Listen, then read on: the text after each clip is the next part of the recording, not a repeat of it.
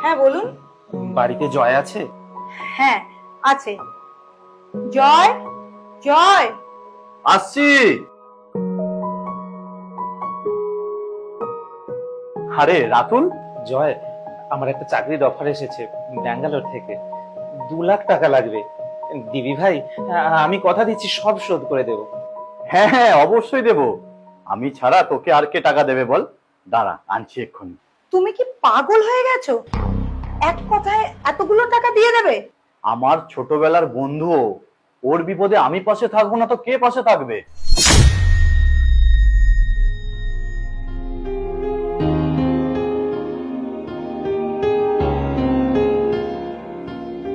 এই নে Ratul. Thank you জয়, আমার অনেক বড় উপকার করলি ভাই। আমি তো সব টাকা শোধ করে দেব। তুই কি পাগল হলি? হ্যাঁ রে, এক বন্ধুর বিপদে আর এক বন্ধুর থাকাটা অবশ্যই দরকার। দেখ, তুই এইসব নিয়ে চিন্তা করিস না। তুই পারলে দিবি, না হয় দিবি না।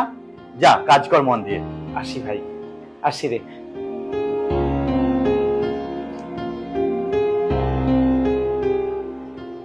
তুমি এটা কি করলে? এক কথায় এতগুলো টাকা দিয়ে দিলে? যে সে আসবে আর টাকা চাইবার তুমি দিয়ে দেবে? তোমাকে তো আমি আগেই বললাম, ও আমার ছোটবেলার বন্ধু, যে কেউ নয়।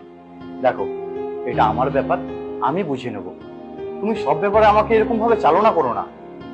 যে যার সম্পর্কের মূল্য সে তার বোঝে, তুমি আমারটা বুঝবে না। So please.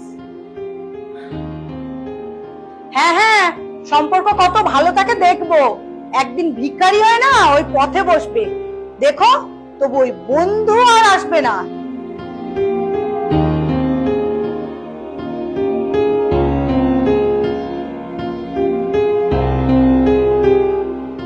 আচ্ছা, তোমার কি হয়েছে বলো তো? কদিন ধরে দেখছি তুমি অফিস যাচ্ছ না। ও কিছু না, তুমি এসব নিয়ে ভেবো না। কিছু না মানে? আমি কি কিছুই বুঝি না? কিছু তো একটা হয়েছে। কি হয়েছে বলো, বলো প্লিজ। কোম্পানি থেকে কিছু লোক বাদ গেছে, তার মধ্যে আমিও আছি। তার মানে তোমার চাকরিটা আর নেই? কই, তুমি বলনি তো আমাকে। তুমি চিন্তা করবে তাই আমি বলিনি। উফ, ভগবান, এবার কি হবে? এখন কিভাবে চলবে আমাদের?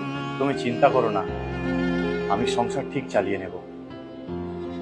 এই বাড়িটা বন্ধক রেখেছি, একটা চাকরি পেয়ে গেলে তখন নয় ছাড়িয়ে নেব। হাই ভগবান, এই বাড়িটা তুমি বন্ধক রেখেছো? এবার কি ভাড়া বাড়িতে গিয়ে উঠবো নাকি? বলেছিলাম তোমার বন্ধুকে এতগুলো টাকা দিও না। কোথায় গেল তোমার বন্ধু? তার তো আর কোনো পাত্তাই নেই। বোঝো এবার, আমার সব চেনা আছে। ও আমার ছোটবেলার বন্ধু, ওকে আমি খুব ভালো করেই চিনি। ও খুব ভালো মানুষ, ও একদিন ঠিক আসবে ওর সময় মতো। তুমি বারবার ওর কথা কেন তোলো? আর কেন? আর আসবে না। আসার হলে এতদিনে ঠিক আসতো। জয়, আরে রাতুল, হায় হায় হায় হায় হায়, ভেতরে আয়। আমি বাইরে থেকে সব শুনেছি। তোর চাকরিটা আর নেই। মেসেজটা চেক কর, আমি তোর অ্যাকাউন্টে 5 লাখ টাকা দিয়েছি। আরে, তুই 5 লাখ টাকা দিয়েছিস কেন? তুই তো 2 লাখ নিয়েছিলি। হ্যাঁ, 2 লাখ নিয়েছিলাম, কিন্তু আজ তোর ভারী বিপদ, তাই 5 লাখ দিলাম। বাড়িটা তুই ছাড়িয়ে নিস। আর হ্যাঁ, আমার ওখানে ব্যাঙ্গালোরে তোর জন্য একটা চাকরির ব্যবস্থা করে দেব। তুই যাবি তো বন্ধু? নিশ্চয়ই যাব। তুই আমার খুব উপকার করলি ভাই। আরে বন্ধুই তো বন্ধুর উপকার করবে নিঃস্বার্থ ভাবে, তাই না? ভাই, আমি আপনাকে নিয়ে অনেক খারাপ কথা বলেছি, আমাকে ক্ষমা করে দেবেন প্লিজ। আরে না না, ঠিক আছে, আপনার জায়গায় আপনি ঠিক বলবেন, ওটা নিয়ে আমি কিছু মনে করি না। বন্ধু হয়ে বন্ধুর পাশে দাঁড়ানো অবশ্যই উচিত, তবে তার মূল্য অপরজনকেও দিতে হবে।